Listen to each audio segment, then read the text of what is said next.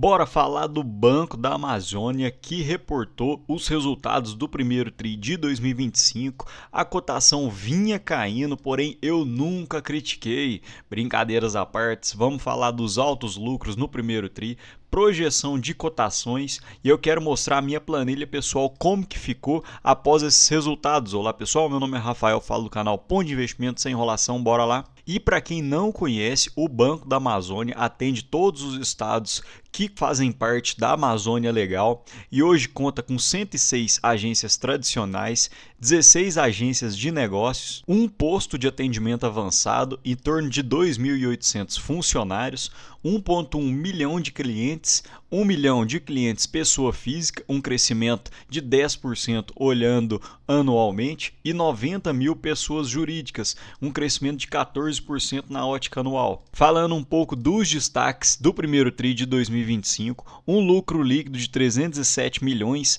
alta de 48% versus o primeiro TRI de 2024, patrimônio líquido de 6,7 bilhões, uma carteira de crédito de 61,1 bilhões, um acréscimo de 14% ano contra ano, um ROE de 19,6%, índice de Basileia de 13,8 e uma inadimplência de 2,92. Essa seria a maior desconfiança do mercado, visto que grande parte da carteira de crédito do Banco da Amazônia são de produtores rurais e, como aconteceu com o Banco do Brasil, havia uma grande preocupação em relação à inadimplência. Vamos falar um pouco mais sobre isso nos próximos slides. E percebam o alto crescimento do lucro líquido, olhando o primeiro TRI de 2024, 48,7%, e também crescimento versus o quarto TRI de 2024 de 12,4%.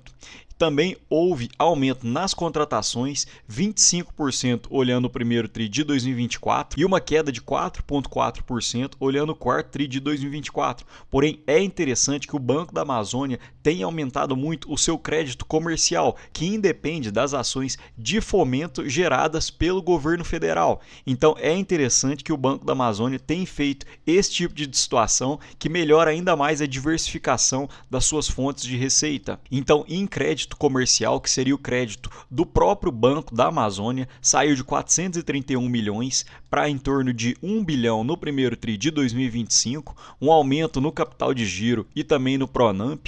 E para quem não conhece, o Banco da Amazônia é o administrador exclusivo do Fundo Constitucional de Financiamento do Norte, então o Banco da Amazônia é o responsável por administrar e emprestar o dinheiro do FNO, que provém do governo federal. Então percebam um crescimento de 8% do fomento contratado na ótica anual e uma queda de 20% olhando o quarto TRI de 2024. E o Basa realmente surpreendeu. Percebam que as receitas financeiras, a receita da intermediação financeira, que seriam as maiores receitas dos bancos, saiu de 1,1 bilhão para 1,4 bilhão, uma alta de 27%.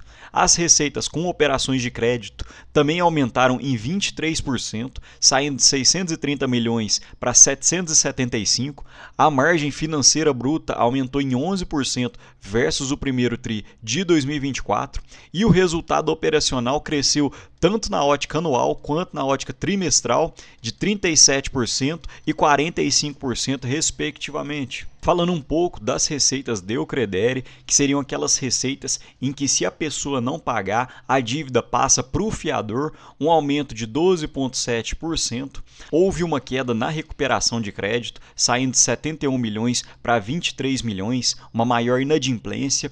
Receita de prestação de serviço, um aumento de 3,4%. Destaque para tarifas bancárias, que saiu de 51 milhões indo para 58 milhões. E agora eu quero chamar a atenção para duas coisas que me impressionaram na gestão do Banco da Amazônia, que são as despesas administrativas, que apesar de ter um aumento na ótica anual, houve uma queda de 13% olhando na ótica trimestral e principalmente um bom controle com outras despesas administrativas, porque a gente sabe que com despesa de pessoal não tem tanta alteração assim, assim de um ano para o outro, de um trimestre para o outro. Porém, outras despesas têm que ter um controle e o índice de eficiência operacional, que relaciona as despesas dividido pelo lucro. Então, quanto menor esse índice, melhor. Significa que ou as despesas diminuíram ou os lucros aumentaram. E o índice de eficiência operacional do Banco da Amazônia hoje é melhor até mesmo que o do Banco Itaú. Então, realmente chama atenção e impressiona. Falando um pouco mais da carteira, o saldo total do Fundo Constitucional de Financiamento do Norte fica a maior parte em torno de 50 bilhões e as demais fontes ficam em torno de 10 bilhões. Houveram crescimento tanto nas demais fontes quanto do FNO. E falando um pouco da composição da carteira, eu acho interessante que o Banco da Amazônia consegue ter uma diversificação muito boa na composição da carteira. Mais ou menos 50% fica com pessoa jurídica e 50% com pessoa física. E o mesmo acontece com rurais, em que em torno de 50% fica com não rural e 50% com rurais. Falando um pouco da composição, hoje 52% da carteira de crédito são rurais, comércios e serviços 20%, infraestrutura 20% e indústria 9%. Então, conforme eu havia falado, havia essa preocupação, visto que a maior parte da carteira de crédito do Basa é de rural, porém o Basa conseguiu fazer um bom trabalho e não sentiu tanto os impactos no seu lucro. Falando um pouco da qualidade do crédito, hoje do portfólio de crédito, 37 bilhões dos 48 bilhões totais ficam com o risco 100% do banco. Apesar de ter o risco do banco, o banco consegue emprestar com juros maiores e de risco compartilhado 11,7 bilhões. E conforme eu havia falado, houve o aumento da inadimplência, saindo de 2,2% indo para 2,9%, porém o Basa ainda consegue ficar com um índice de inadimplência acima de 90 dias menor do que o Sistema Financeiro Nacional. E só para complementar, hoje o portfólio pessoa física significa uma inadimplência de 3,3% e de pessoa jurídica 2,4%. Passando rapidamente por outros pontos, o patrimônio líquido cresceu de 5,9 bilhões para 6,7 bilhões e o ROI saiu de 23% para 19%. Apesar da queda, continua em altos índices. Os ativos saíram de 48 bilhões para 56 bilhões e o retorno sobre ativos saiu de 2,6 para 2,2. E aqui eu queria fazer algumas reflexões com você. Essa é a parte da minha planilha que fala apenas sobre bancos. Coloquei o preço sobre valor patrimonial do menor para o maior e hoje o Basa ficaria em terceiro lugar. Porém, percebam que tanto o Banrisul quanto o Banco BMG reportam um ROI muito baixo. Justamente por isso, são cotados por um preço sobre valor patrimonial menor. Porém, o Basa e o Banese têm uma rentabilidade muito boa e está sendo cotado por um preço sobre valor patrimonial muito baixo.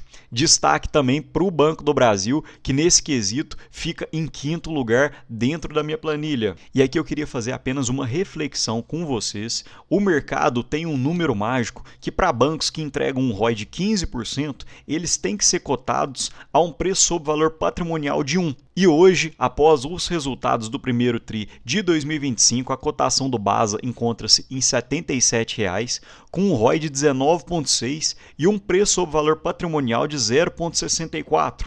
Então, o preço sobre valor patrimonial teórico projetado para esse tipo de ROI seria de 1,31. Então, a cotação projetada teria que ser de R$ 157,00. Então, olhando por essa projeção, ainda poderia haver um espaço de alta de mais de 100%. Porém, a gente sabe que é renda variável, pessoal. Na renda variável, nada é garantido, são apenas reflexões que eu gosto de estudar e gosto de trazer para vocês, para que vocês também façam seus próprios estudos. E mais uma rápida reflexão. Antes dos resultados do Basa, ele estava cotado em torno de R$ 67,00 e pegando a mesma tabela que mostrei no slide anterior, se você tivesse comprado nessa cotação de 66 para R$ 67,00 do Basa, você teria pego um preço sobre valor patrimonial de 0,55 e um percentual de alta olhando por essa projeção de 136%. Então, realmente, estava muito sufocado o BASA, porque muita gente estava acreditando que o índice de inadimplência iria para as alturas, porém não foi o que ocorreu. O BASA realmente conseguiu reportar um ótimo resultado. Porém, para quem busca uma carteira de proventos, assim como eu, já perdeu o bonde, porque o BASA já pagou tanto seu JCP quanto seus dividendos de 2025 e o BASA costuma pagar apenas uma vez por ano, em meados de abril. Então o BASA pagou cerca de R$ 8,00, porém tirando o JCP, ficaria num dividendo em torno de 9,5% a 10%, tirando os impostos do JCP. Passando rapidamente pela minha planilha pessoal, hoje projeto um lucro para 2025 para o BASA de 1,2 bilhão, não fiz nenhuma alteração, daria um PL projetado de 3,6. Olhando para os últimos 10 anos, o PL hoje encontra-se em torno de 54% abaixo das suas médias e com um payout projetado em torno de 34%, o BASA poderia pagar 7,28 por ação, que na cotação atual daria em torno de 9,5% de dividendos. Porém, conforme havia falado, esse bonde já passou e quem poderia ter direito aos dividendos já foi o que seria em abril. Então me conta aqui, pessoal, você também estava desconfiado do Banco da Amazônia? Eu estava muito desconfiado, tanto é que a cotação chegou a cair dos 90 para os 77 reais. Me conta aqui, seria o momento de comprar ou agora já passou o bonde? No mais, gostaria de deixar um ótimo dia para vocês e um abraço.